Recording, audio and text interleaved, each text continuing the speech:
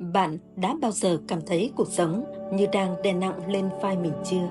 Những lo toan công việc chồng chất, mọi thứ dồn dập khiến bạn kiệt sức và muốn bỏ cuộc. Nếu câu trả lời là có, thì bạn không cô đơn đâu. Stress là một phần không thể thiếu tránh khỏi. Nhưng hôm nay tôi sẽ chia sẻ với bạn 5 bước đơn giản nhưng hiệu quả để vượt qua stress và tìm lại sự cân bằng trong cuộc sống. Bạn đã sẵn sàng chưa? Hãy cùng tôi bắt đầu hành trình này. Nào, hãy bình luận từ có dưới phần bình luận hoặc like và đăng ký để chúng ta bắt đầu.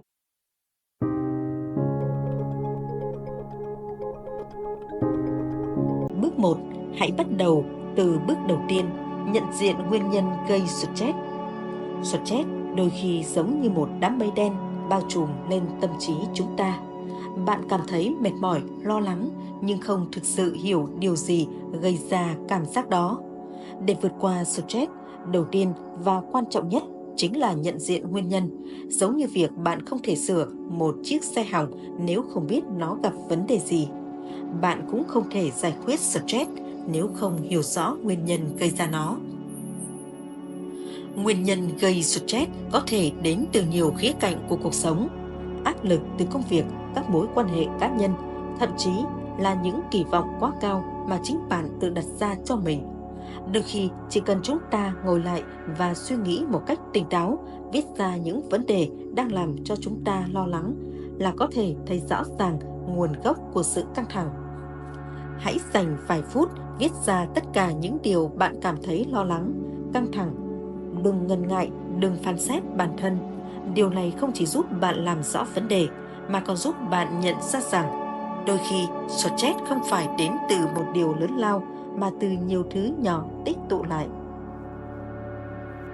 Nhận diện nguyên nhân là một bước nhỏ nhưng cực kỳ quan trọng. Khi bạn biết rõ điều gì khiến mình lo lắng, bạn đã nắm trong tay chìa khóa để bắt đầu giải quyết vấn đề.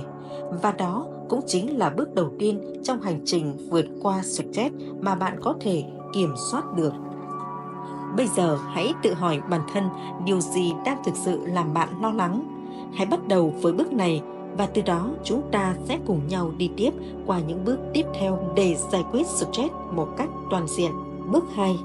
Khi căng thẳng, chúng ta thường bị cuốn vào guồng quay của lo âu và công việc, như thể không có lối thoát. Nhưng điều quan trọng nhất mà chúng ta cần nhớ là đôi khi cách tốt nhất để giải quyết vấn đề là tạm dừng và tạo khoảng cách. Đôi khi tất cả những gì bạn cần làm là lùi lại một bước và cho bản thân một chút không gian để thở. Hãy nghĩ về tâm trí của bạn như một chiếc máy tính. Nếu nó làm việc quá tải mà không có thời gian nghỉ ngơi, sớm muộn gì cũng sẽ bị đơ, và lúc đó mọi thứ sẽ trở nên khó khăn hơn rất nhiều.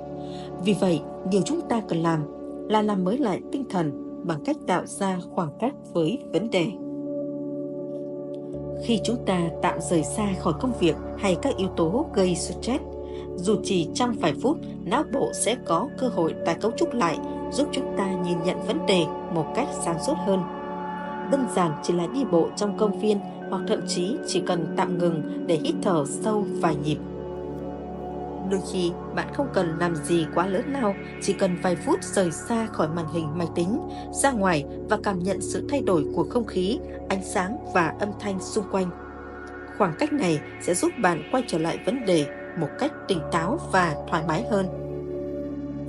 Vậy nên, lần tới khi cảm thấy stress bao trùm, đừng vội vã lao vào giải quyết ngay lập tức. Hãy cho mình một chút thời gian để tạo khoảng cách, làm mới lại tinh thần và tìm lại sự bình tĩnh. Đó chính là sức mạnh của việc tạm dừng. Bước 3. Giấc ngủ và sức khỏe là hai yếu tố mà chúng ta thường lơ là khi bị stress, nhưng lại là chìa khóa để chúng ta lấy lại cân bằng. Bạn có biết rằng thiếu ngủ không chỉ làm tăng căng thẳng mà còn khiến cơ thể mệt mỏi, giảm khả năng tư duy và xử lý vấn đề. Vì thế, ưu tiên giấc ngủ là một trong những cách đơn giản nhưng mạnh mẽ để giảm stress. Trong xã hội hiện đại, nhiều người nghĩ rằng để đạt được thành công, họ làm việc không ngừng nghỉ, kể cả là cắt giảm giấc ngủ. Nhưng điều đó chỉ khiến tình hình trở nên tồi tệ hơn. Thực tế, khi bạn không ngủ đủ giấc, cơ thể sẽ phản ứng như đang bị stress nặng, và bạn sẽ càng dễ bị rơi vào vòng xoáy mệt mỏi và lo âu. Hãy cố gắng tạo thói quen ngủ đủ giấc mỗi đêm. Điều này không chỉ giúp bạn cảm thấy tỉnh táo vào ngày hôm sau, mà còn giúp hệ thần kinh của bạn được phục hồi. Một giấc ngủ chất lượng sẽ cải thiện tâm trạng, tăng cường trí nhớ và giúp cơ thể sẵn sàng đối phó với mọi thử thách trong cuộc sống. Bên cạnh giấc ngủ, chăm sóc sức khỏe thông qua chế độ dinh dưỡng cũng là yếu tố không thể thiếu. Khi bạn căng thẳng, cơ thể sẽ mất đi nhiều năng lượng và dưỡng chất quan trọng. Những thực phẩm lành mạnh như trái cây, rau xanh, thực phẩm giàu omega 3 không chỉ giúp bạn bổ sung năng lượng mà còn tăng cường sức khỏe tinh thần.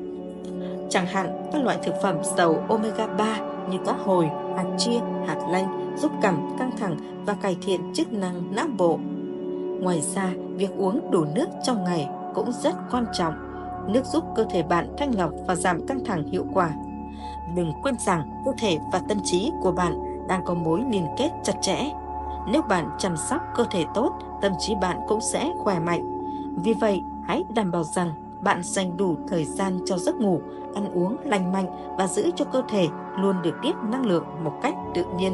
Cuộc sống bận rộn và stress là điều không thể tránh khỏi, nhưng việc ưu tiên giấc ngủ và chăm sóc sức khỏe sẽ giúp bạn có được nền tảng vững chắc để đối phó với mọi áp lực trong cuộc sống. Hãy nhớ rằng một cơ thể khỏe mạnh sẽ giúp bạn đối phó với stress tốt hơn và tạo ra sự khác biệt trong cách bạn nhìn nhận và giải quyết vấn đề. Bước 4. Khi nói đến việc giảm stress, chúng ta không thể không nhắc đến tập thể dục. Tập thể dục không chỉ giúp cơ thể khỏe mạnh mà còn là cách tự nhiên nhất để cơ thể giải phóng năng lượng tiêu cực và cải thiện tinh thần. Chỉ cần 20 đến 30 phút mỗi ngày cũng có thể tạo nên sự khác biệt hơn. Khi bạn vận động, cơ thể sẽ tiết ra endorphin, một loại hormone tự nhiên giúp bạn cảm thấy vui vẻ và hạnh phúc hơn. Đó là lý do tại sao sau khi tập luyện, chúng ta thường cảm thấy tràn đầy năng lượng, tinh thần phấn chấn và suy nghĩ trở nên tích cực hơn. Tập thể dục không chỉ giúp cơ thể trở nên mạnh mẽ mà còn giúp tâm trí bạn nhẹ nhàng hơn. Khi vận động, tâm trí sẽ tạm dừng việc suy nghĩ quá nhiều về những lo toan trong cuộc sống. Bạn sẽ cảm thấy như đã buông bỏ được phần nào những áp lực đè nặng. Nếu bạn chưa quen với việc tập thể dục, hãy bắt đầu từ những bước nhỏ, đừng ép mình phải làm quá nhiều ngay lập tức. Hãy chọn những hoạt động mà bạn cảm thấy yêu thích và dễ dàng thực hiện, như đi dạo buổi sáng, đạp xe quanh công viên hoặc thậm chí là tập yoga tại nhà. Điều quan trọng là duy trì thói quen vận động mỗi ngày. Dần dần, khi bạn cảm thấy sự thay đổi tích cực từ việc tập luyện, bạn sẽ nhận ra rằng vận động không chỉ giúp cơ thể trở nên mạnh mẽ hơn, mà còn giúp tinh thần sáng suốt và lạc quan hơn. Nó như một cách tái tạo năng lượng tích cực, đẩy lùi stress và lo âu. Vì vậy, hãy bắt đầu tạo thói quen tập thể dục từ hôm nay. Dù chỉ là những động tác đơn giản, bạn sẽ cảm nhận được sự khác biệt trong cơ thể và tinh thần của mình. Đó không chỉ là cách để chăm sóc sức khỏe mà còn là vũ khí mạnh mẽ để đối phó với stress. Bước 5. Khi gặp căng thẳng, nhiều người có xu hướng tự cô lập mình. Họ cho rằng việc giải quyết vấn đề là trách nhiệm cá nhân và không muốn chia sẻ cảm xúc của mình với người khác. Nhưng bạn có biết không, kết nối và chia sẻ với những người xung quanh chính là một trong những cách tốt nhất để vượt qua stress không? Con người là sinh vật xã hội, chúng ta cần sự kết nối, sự thấu hiểu từ người khác để cảm thấy bớt cô đơn trong những lúc khó khăn. Việc chia sẻ với một người bạn, một thành viên trong gia đình hay thậm chí một người lạ trong một nhóm hỗ trợ có thể giúp bạn nhận vấn đề theo cách mới mẻ hơn. Đôi khi chỉ cần có một người lắng nghe, một lời khuyên hay thậm chí chỉ là một cái ôm an ủi cũng có thể làm giảm bớt áp lực. Việc chia sẻ giúp bạn trút bỏ phần nào gánh nặng trong tâm trí. Đồng thời cũng nhận được những ý kiến khách quan từ người ngoài. Những lời động viên, sự hỗ trợ tinh thần từ người khác có thể là liều thuốc tốt nhất mà bạn không ngờ tới. Ngoài ra, tham gia vào các hoạt động cộng đồng hoặc các nhóm hỗ trợ trực tuyến cũng là một cách tuyệt vời để kết nối với những người có cùng mối quan tâm hoặc trải qua những vấn đề tương tự. Khi bạn biết rằng mình không phải là người duy nhất đối mặt với khó khăn, bạn sẽ cảm thấy mạnh mẽ hơn. Hãy nhớ rằng Kết nối và chia sẻ không chỉ giúp bạn giảm stress mà còn giúp xây dựng mối quan hệ bền vững với những người bạn từng tin tưởng. Điều này sẽ giúp bạn có một hệ thống hỗ trợ vững chắc để dựa vào khi cần thiết. Hãy mạnh dạn mở lòng và chia sẻ với người khác. Việc này không chỉ giúp bạn giải tỏa căng thẳng mà còn giúp bạn tạo dựng những mối quan hệ có giá trị lâu dài. Như câu nói, nỗi buồn chia sẻ sẽ vơi đi một nửa, còn niềm vui chia sẻ sẽ nhân đôi.